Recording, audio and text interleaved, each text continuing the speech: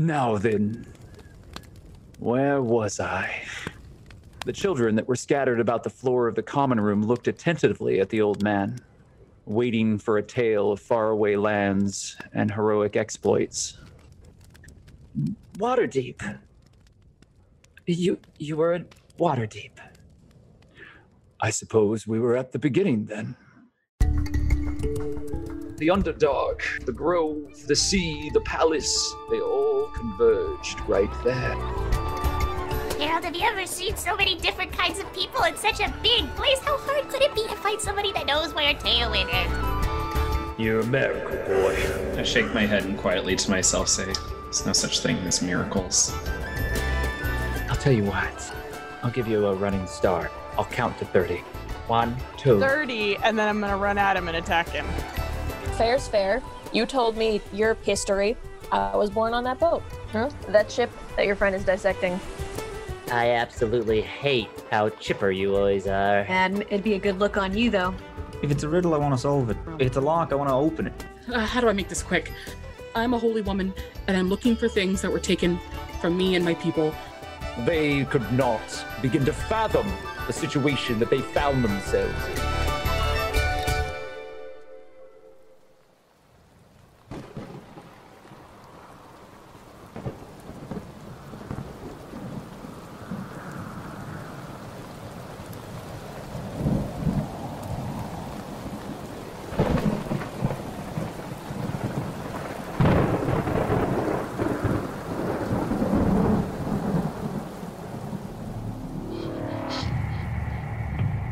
The small figure that stands on the wooden post in the rain is unmoving.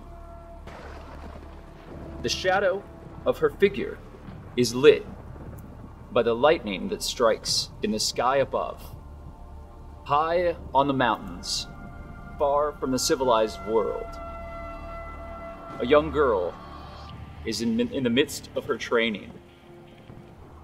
She has been standing one-legged, one leg raised above the other, on a wooden post for 6 hours. Arms outstretched, unmoving, with the rest of the monastery watching. The robed figures wear black metallic masks, and the rain pours in sheets.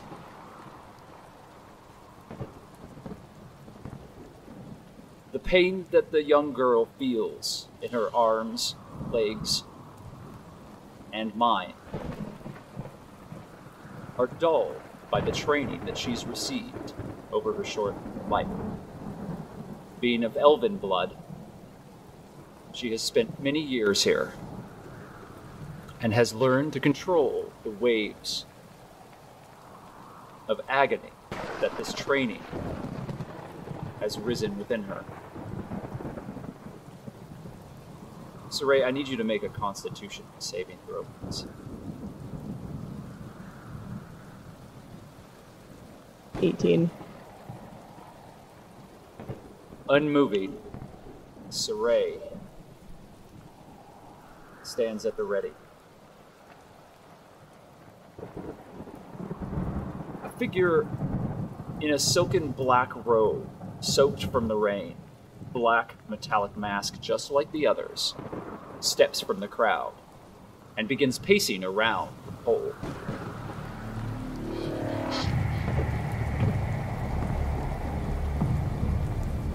Little black sparrow, broken bird, you have come to us.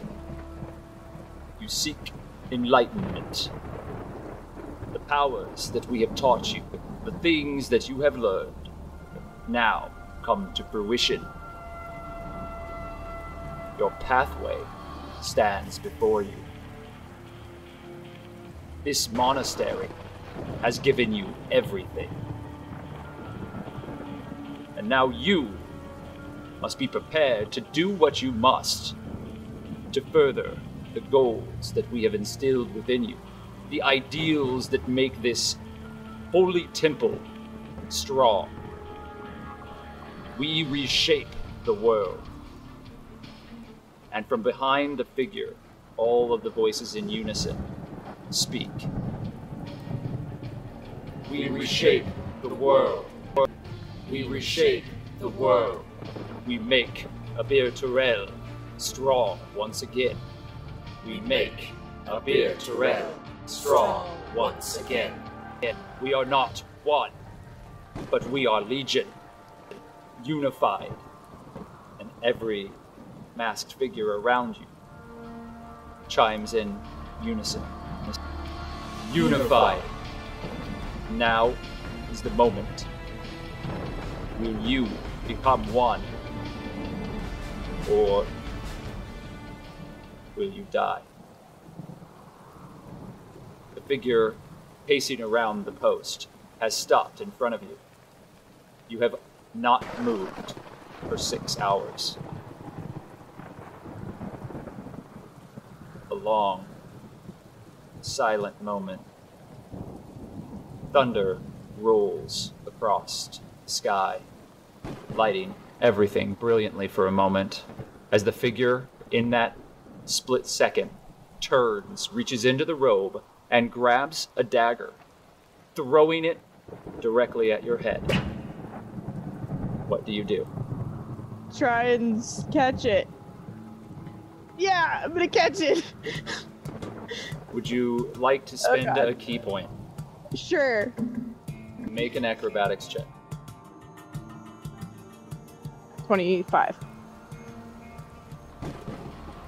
Your hand, as if guided by the crash of thunder behind you, shoots forward and catches the hilt of the blade perfectly.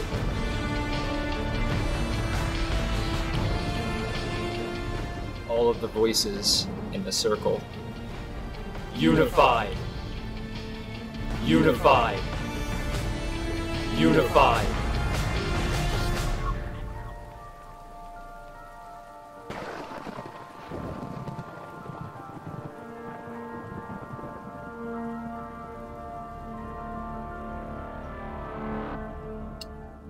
Doddle, you are standing in front of Rosee as she has been mixing various brews and potions, alchemical concoctions that she has been giving to you in order to test the extent of the magical effects that seem to be upon you. It has become clear to you and your companions that whatever magical effects have caused you to be this goblinoid figure, to have been transformed into this shape, may have much wider and more powerful side effects. Currently, the bubbling brew that is in front of you is a deep shade of purple, and it froths over with a heavy pink foam. Rosee is looking at you expectantly. Her large blue gem-like eyes are filled with a certain amount of experimental glee. And while she is truly and deeply concerned for your safety, she is also thrilled by the possibilities that this experimentation offers her. Behind her, an enormous half-Goliath, half-orc is standing, glowering at the entire scene.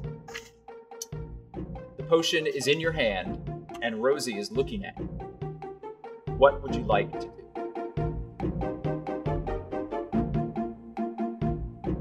Are there any side effects that I should be anticipating for this one, Rosee?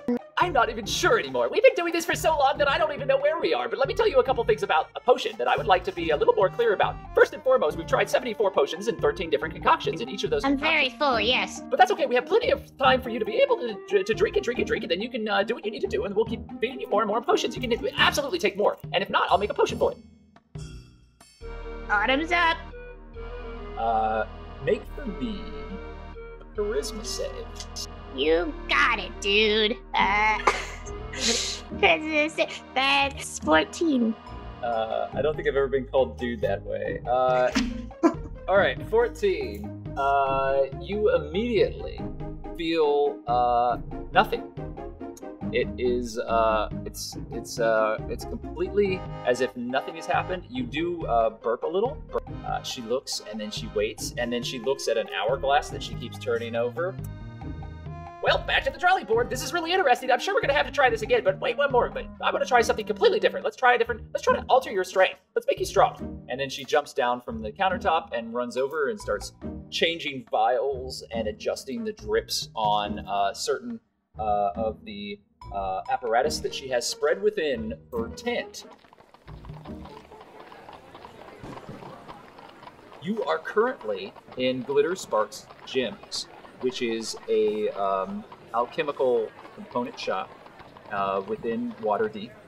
The rest of your companions had left you here out of fear that perhaps you would be able to be tracked outside of the wards and other magical protections that Rosee, the proprietor of the shop, has placed within the shop itself. Hawke and Siraye had gone to procure a few items, and they had browbeaten a merchant known as Greckle Farfeather into giving them items that will be of use to Maglo, the artificer. They had also picked up some arcane focuses from a very kindly witch who runs a shop in the same area.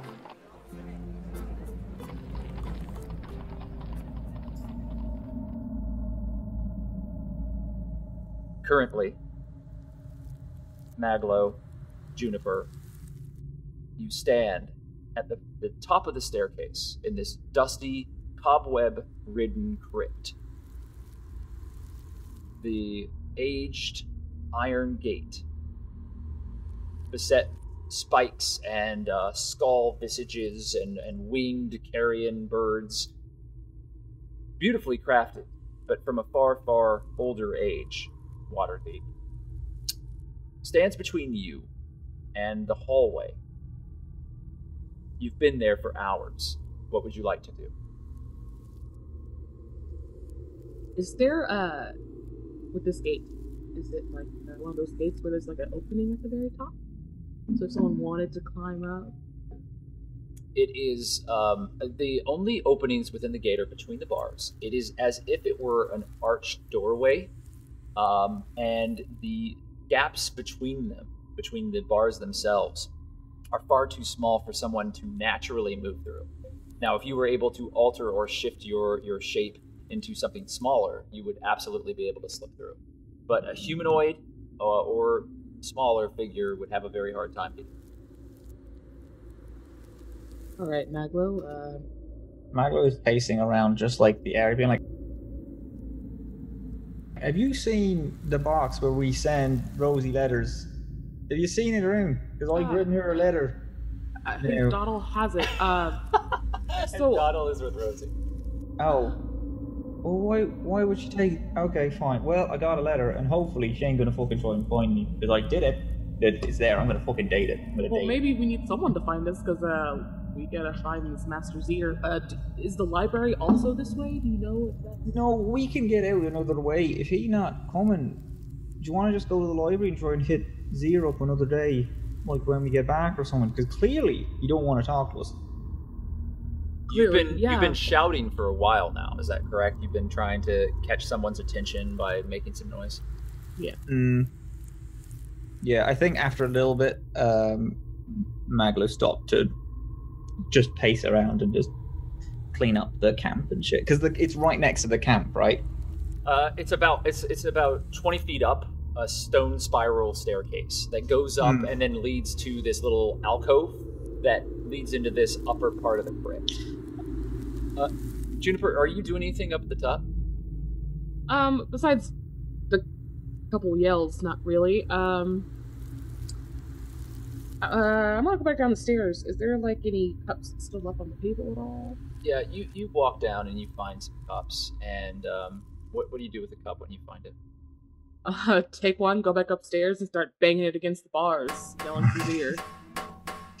So, Zier, Master Zier, can we have an audience, please?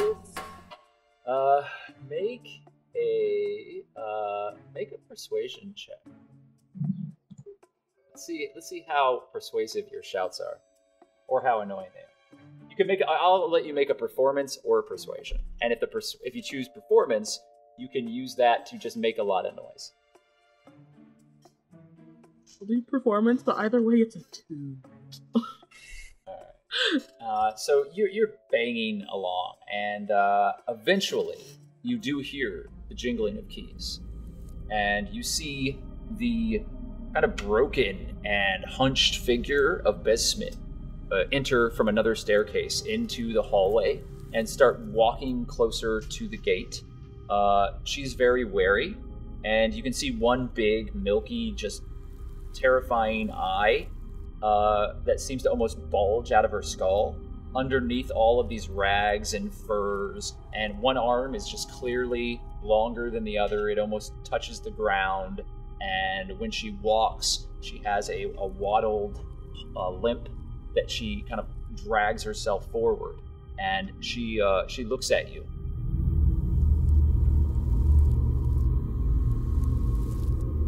Hi, I know we haven't really met. Can you let us through so we can talk to Master Zir, that's his name? Could you do that for us, please? You can make a persuasion check at a disadvantage because of the way that you failed the previous roll. 3.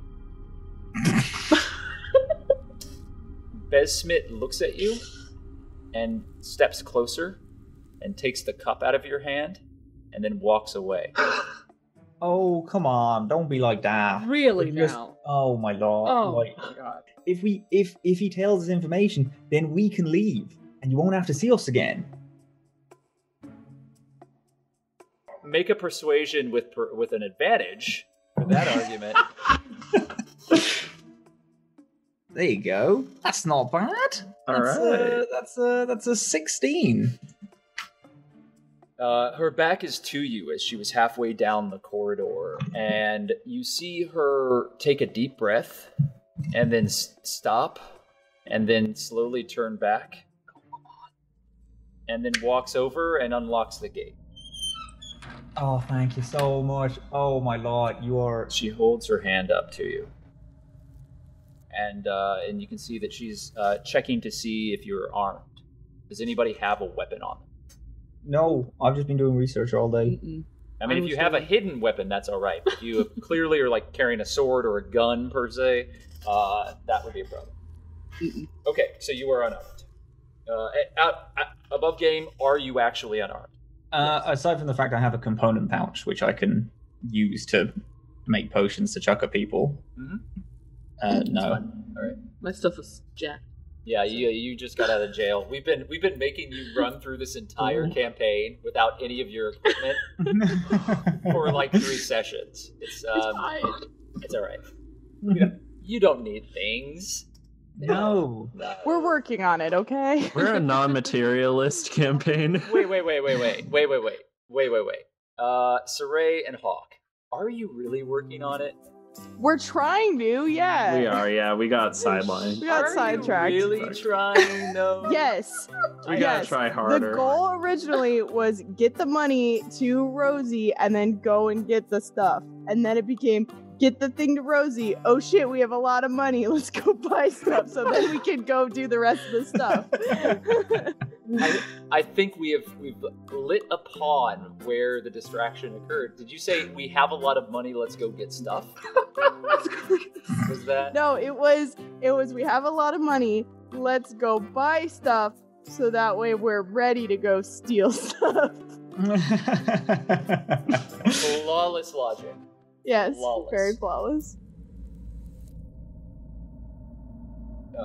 She then turns and begins walking away from you. She stops and looks back with that one giant watery eye. Coming. I'm coming. Yeah. You are led through a series of stony crypts, and as you are led through these vast corridors, you start to come upon areas that have more life upon them. There are areas that are not quite as dusty. You walk past a couple of rooms that look as if they've been appointed within a keep. And there are very pleasant-looking seating areas with plush chairs and wooden tables that have been finely maintained and polished. There are fires that are lit within hearths, and it becomes very comforting. It is almost cozy. The very Gothic-style sculptures within these buildings are very, very beautiful, and they have been meticulously cared for. But they lend a sense of age and foreboding to this place, but the appointment of all of the furnishings are very luxurious, without being gaudy, and they're comfortable. Besmit, walks through the space and leading you through these, and you're on a patch of the stone crypt floor now that has these very elegant rugs that are clearly not from the West. They must be from somewhere else. Depending on how familiar you are with history, you realize that there is there are components here that have been gathered from all over the world. And the vases, the flowers, the portraits on the wall, the statues, these rugs, all of them come from various points within the entire world of Abir Torel that have some possession of connection to death, and in a celebratory way.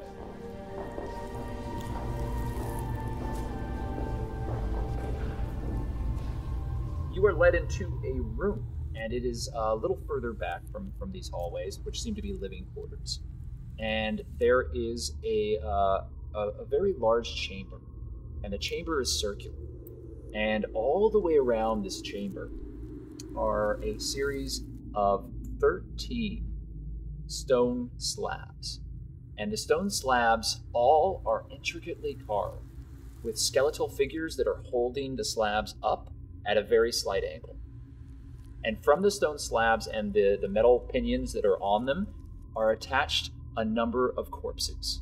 And the corpses are splayed open in various points of dissection.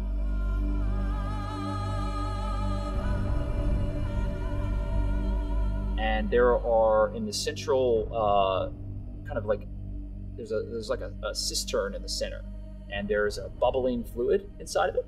And you see the figure that you know now is Gravesmaster Zir, working with a series of very wicked-looking, perfectly maintained tools of gold, silver, and platinum.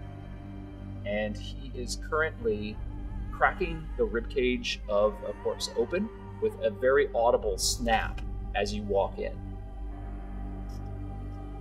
The individuals that are aiding the Gravesmaster are very silent. They are all cloaked in heavy burlap robes, and they are standing around the outskirts of this round room. And the Gravesmaster will hold out a tool, and upon silent command, one of them will step forward with a tray, take the tool, and then give him another tool.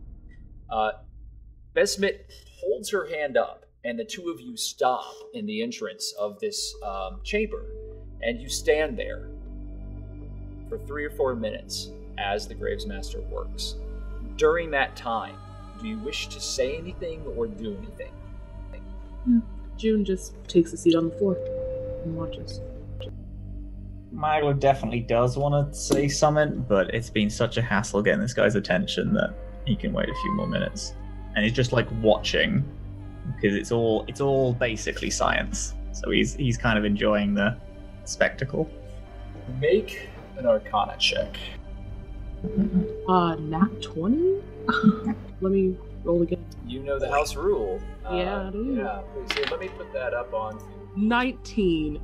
Hold up. So close. So close. But you did. If you would have gotten 2 natural 20s, of course, something amazing would have happened. But that's okay. 13 I got. I didn't get as hot. Yeah, there are scientific components that you're following here, Maglo, but you lose track of what he's doing. There is something else happening here that you do not understand that does not make sense. He'll remove an organ, and the body will change colors. Like, it'll go from a pale, sickly white to looking more flush, as if it had a momentary pallor of life brought back to it before it fades back into like a palish blue. But even after it fades back, it looks like the body is more preserved.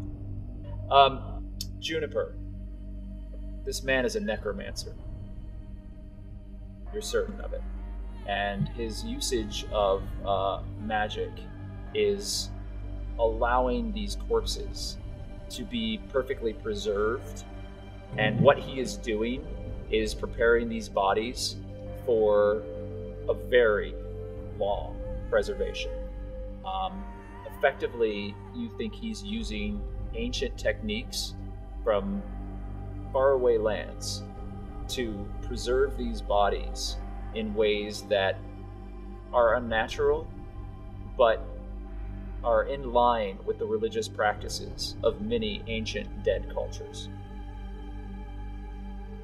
He's breaking the cycle of magic and breaking the cycle of nature by preserving these corpses beyond the point they should decay and go back to the earth. But what he is doing is preventing their destruction for whatever reason. After a few moments, he looks back to the two of you and puts a tool away and picks up a perfectly pristine rag and wipes his hands upon it, goes to a bowl of water that one of his servants is holding and begins washing his hands, and then turns back to all of you. You will, of course, forgive me. It has been such a long, arduous day of work. My studies always require me a certain attention.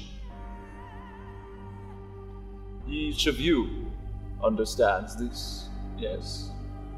I get it. What are you doing? I work with bodies, but not with... Their skin color is changing. It's like you're trying to bring them back to life or something.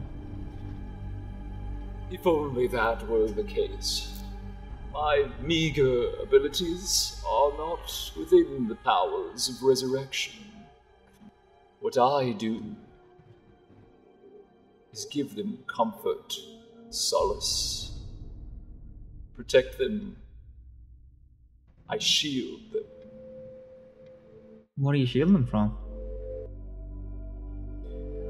Some who die with a weight upon their spirits, and that weight can take them to places in the many planes of existence that are unsavory.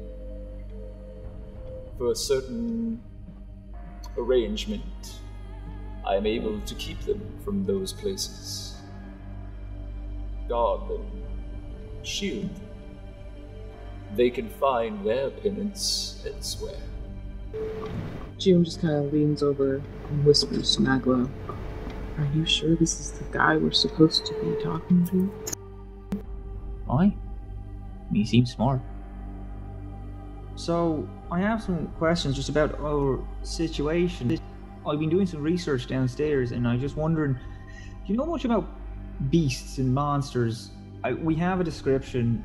Whilst we were looking into this orb which has gotten us all into this mess, we kept seeing a thing, sharp teeth. It's got like one eye, a lot of smaller eyes. Is that it? Yeah, hundreds, thousands of eyes, sharp teeth. Moans a lot, smells a bit like an animal. And do you know anything about it? Can I offer you wine or perhaps tea? I'll have a tea. That's fine with me. I'll take some wine. Follow me, please. And he kind of floats when he walks and passes by you, and you cannot suppress chill as he walks back into the well-appointed hallway and to one of those hearths that I had described earlier. and sits before a fire. As you sit before the fire, you realize that there's very little warmth here.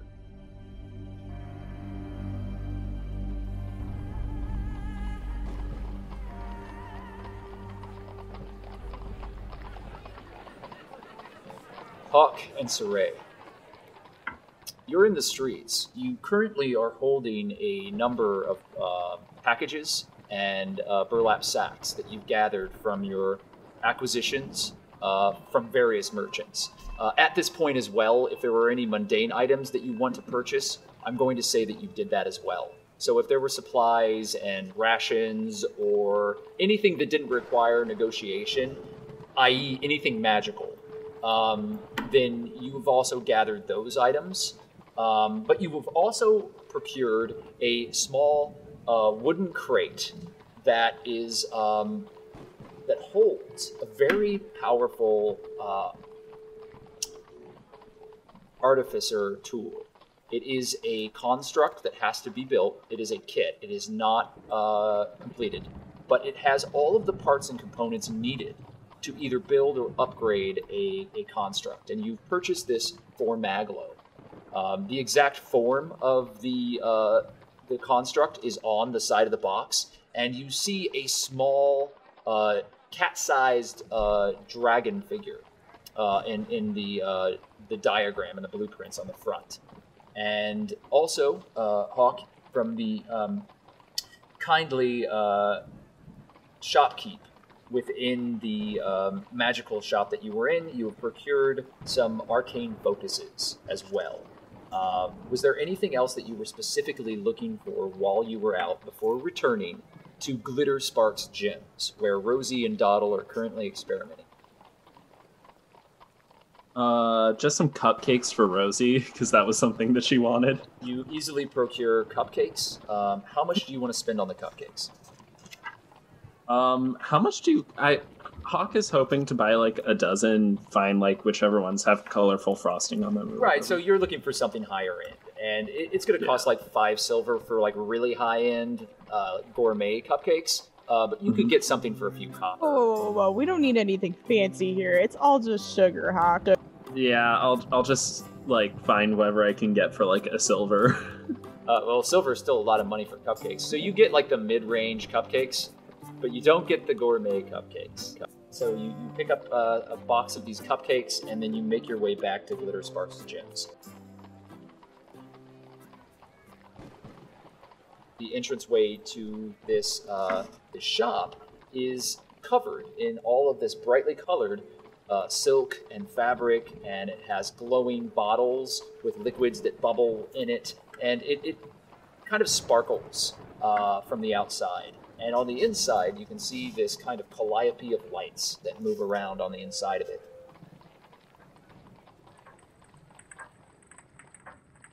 You walk in, and immediately you are greeted with the glowering form of Bone Splitter, who is the towering, enormously muscled half-orc, half-Goliath. Cupcake? He reaches down and gingerly picks up a cupcake and throws it into his mouth with the wrapper, eats it, and swallows. Fuck, that's cool. Hawke just kind of goes in.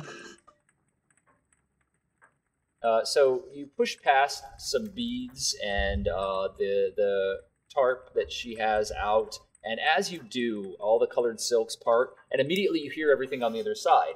You realize that there's some sort of silence spell that keeps the back room from being heard in the front of the shop.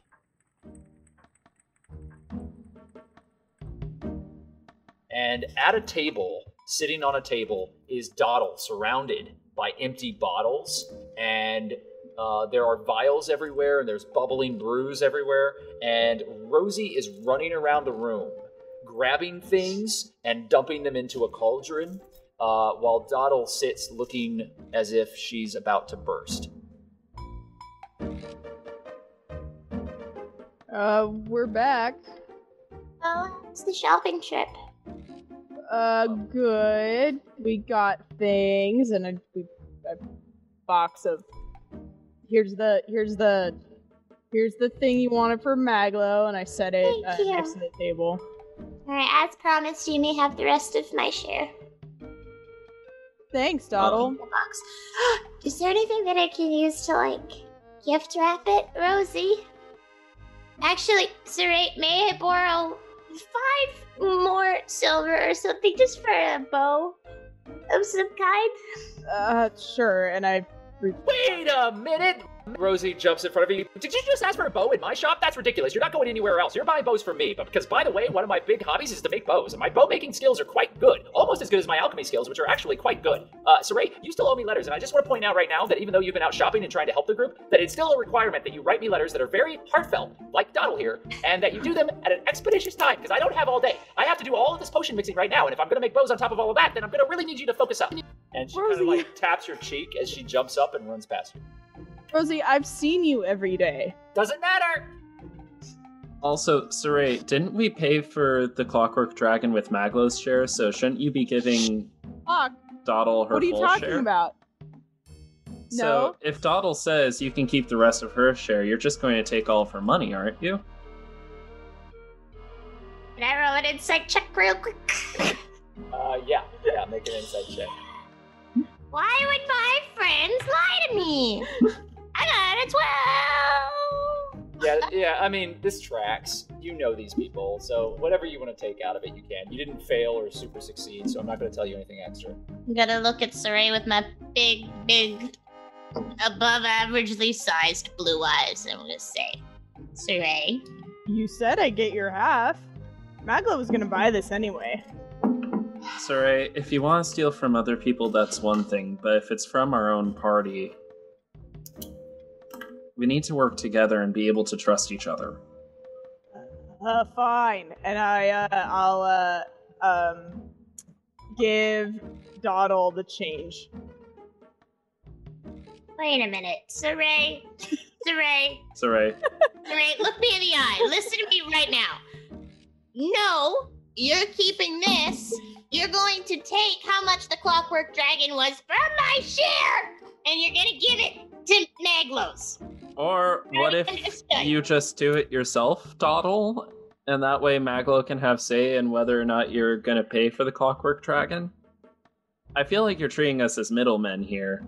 Hawke, this is literally the first time I am seeing this currency. I don't know how to count this. All right, I understand that we're all having a really tense moment here, but I want to be really clear about this. This is my shop, and my best friends are not going to sit here and fight in front of me while I'm trying to save their lives. So, by the way, I need you to all to be very quiet and have some tea and calm down, and you brought cupcakes! Yes, I got some cupcakes because you said you wanted some. I know they're not the fancy, expensive kind, You're quickly but... raising up the ranks of best friend right now. I want you to know and understand completely that right now you are actually probably middle ground. You are still below Doddle because of the letter writing, and you can do much better with that. I have to be very clear about that, Hawke. I know that writing's probably not your best skill, but you can always learn, and I believe in you, so go ahead and do that and write me better letters. Thank you for the cupcakes. Thank you. No, thank you. Thank you. Thank you. Oh, also, Doddle, I know we weren't able to find your spellbook yet, but here's something that can hopefully hold you over in the meantime. I give her the arcane focus that I purchased. What is it? Apparently it's what's called an arcane focus, and this one, according to the person I bought it from, is called a Zorian Marble, and it can protect you against mental incursion, although I don't know, that's what she said. You might have to inspect it magically to find out what it exactly does. Mental incursion, like the mind flayers? It's a small glass bead that swirls with this purple energy. It's very pretty. And it's got this like little spiral of maybe silver inside of it. And as you hold it, it kind of like sparks up and it kind of becomes a little more active. Wow. Yeah, there you go. Thank you very much. No worries. Oh, I've been getting some books, so I got something for almost everyone. Here's a book on... He says this and he has in a bag, he has a stack of like 18 different books. My goodness. Yeah, which one do you want? I got one on Evermeet, actually, if you're feeling a little homesick. Wow, thank you. I'd appreciate that, actually. Does it have pictures? Does it have pictures? I pumped through. It does, but they are, as I said before, this is a book of legends, and it is a book of legends written by humans.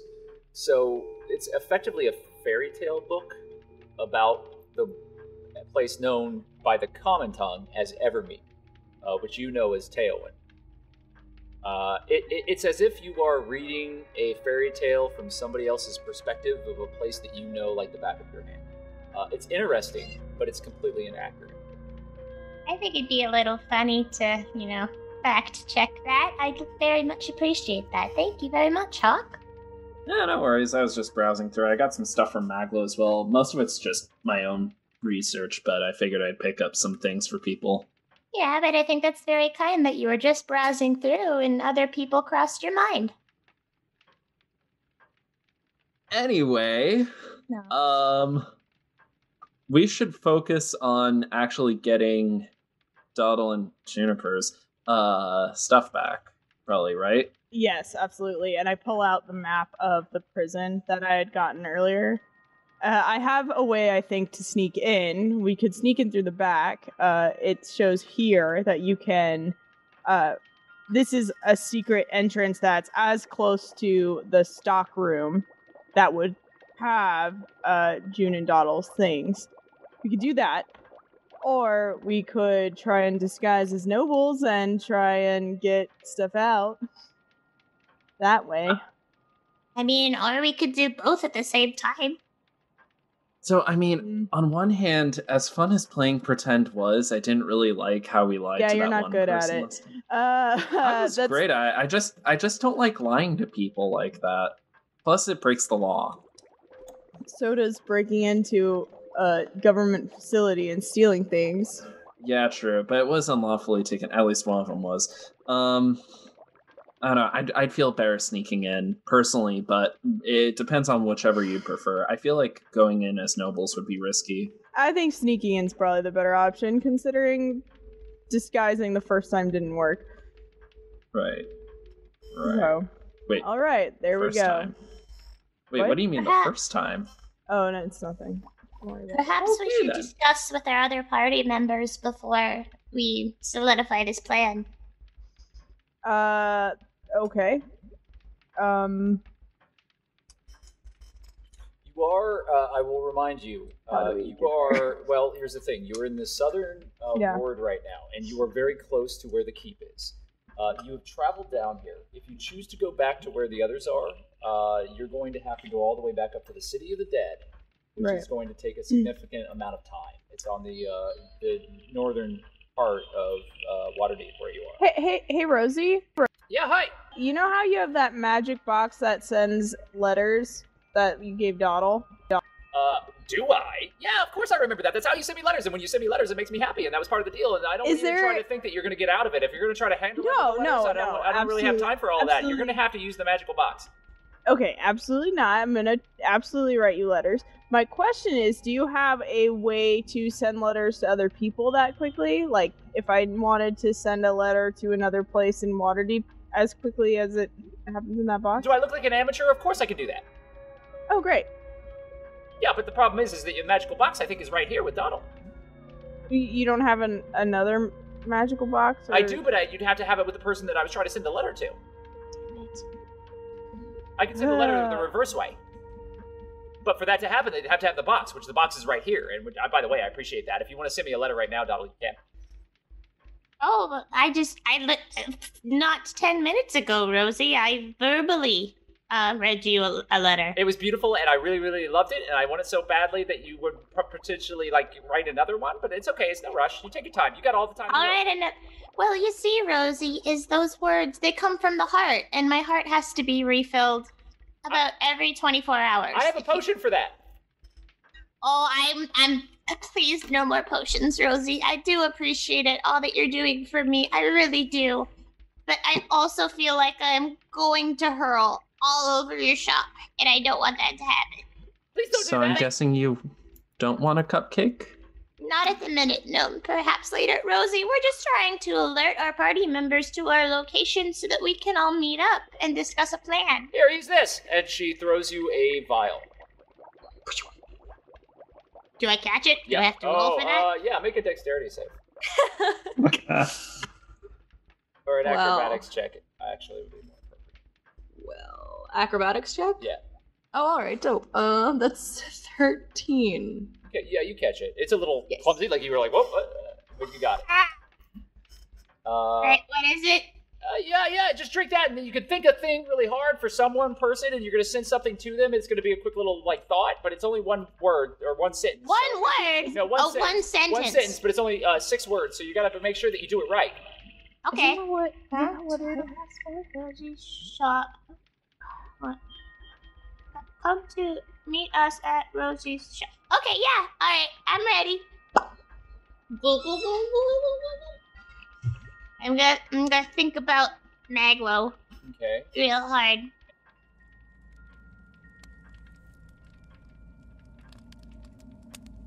We're going to go back to the fireside chat that you're having with Gravesmaster Zir.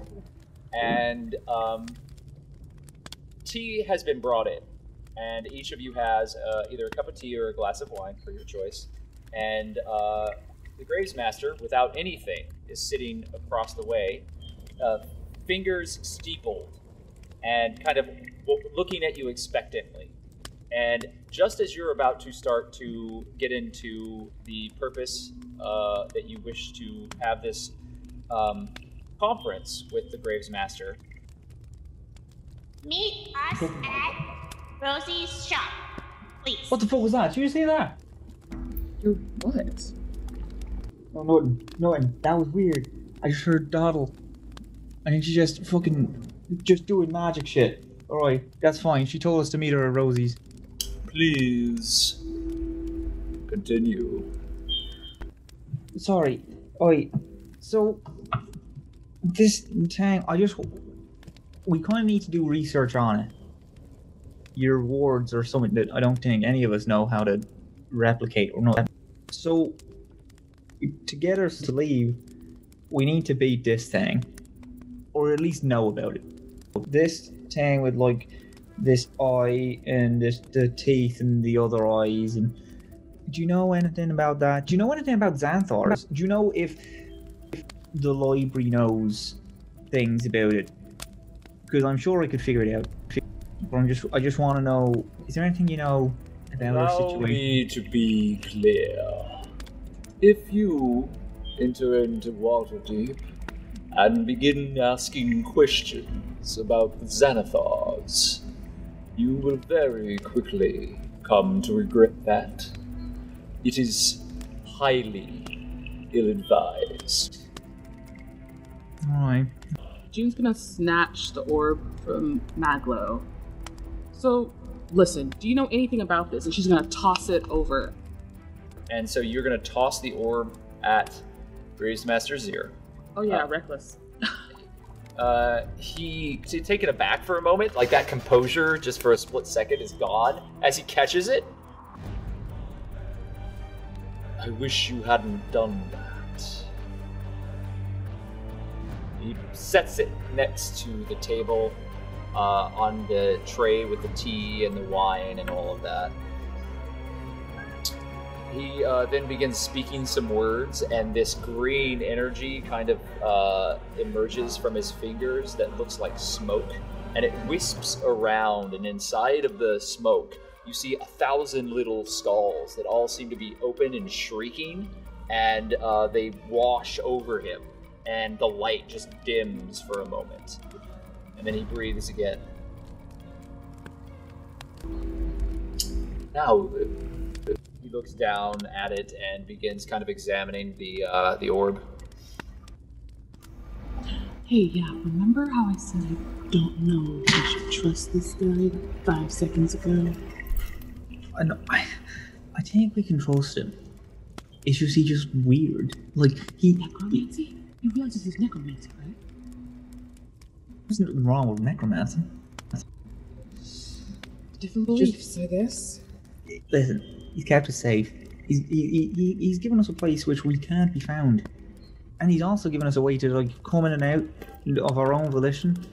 Yeah, I know it's a crypt and it's not the best, but come on, it's. He's also going against the gods and death itself. And like, None of that is a bad thing. Sorry, Mr. Zier. Look, we know that it's insanely powerful. We know that. But, like, what's the significance of it? Why do they want it so bad? Is what we're trying to figure out. And every time we physically touch it, we see this same image of this thing in it. What has Phineas Fiddlescratch told you? About this? No. Yes. Just that it's the Xanthors and now Hawke and Doddle are marked. And then we didn't really have a chance to like talk about nothing before the inn burned down. Unfortunate that, yes. This object is many things. The Xanathars, they wish it more than anything else. And then that, it holds great power. Such power could be wielded to one's advantage. And this item holds ill for all who touch it. For all that touch it. Not just it marked, it's bad for anyone who holds it. Indeed. Why? In what way? What does it do? Some magic changes everything around it because it draws from the magic within and without. The energy of the universe around us, the planes of existence, are often controlled by the pinions set by powerful wizardry. This spell, lighted upon this artifact, draws magical energy to it. Powerful magical energy. I cannot say more, for what this creature is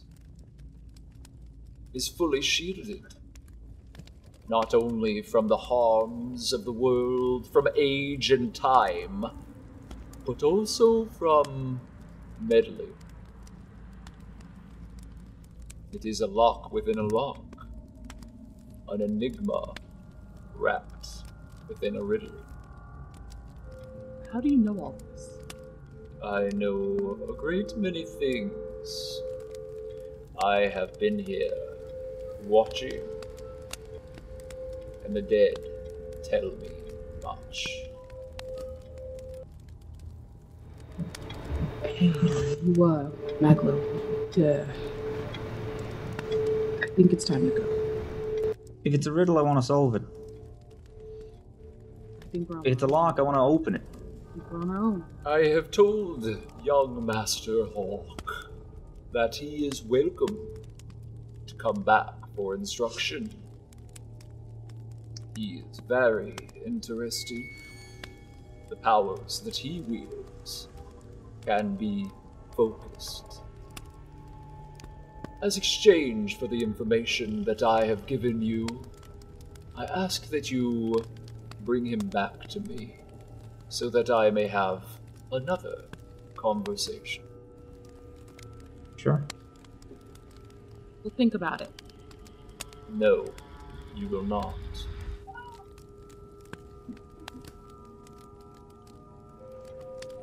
I'll try it. Not at all. It is a statement. You will need my aid again. And while I have worked closely with you and your group, due to debts that are owed to Phineas Fiddlescratch, I am not obligated to aid you in any further way. If you wish to know more, there is always a price to pay. The choice is yours. And his long, spindly fingers kind of motion towards the orb. Maglo walks over and just picks it up. I hope this has been helpful to you. Very much, thank you. I kind of grab Maglo's arm and start walking from the room. Let's get out of here. Shadows along the room move in weird ways as you walk out of the chamber, and the hallways all seem darker, and things flicker, and all of those well-appointed, beautiful items flash, and you see decay and rot all around you. The rugs are rotten, and the statues are worn to nubs, and all of the paintings are smeared in a black viscous ooze that leaks out of the ceiling, and all of the images of the individuals are no longer paintings of living people, but rotting corpses. Okay, pick up the pace. Come on, let's go. The two of you leave back to the crypt.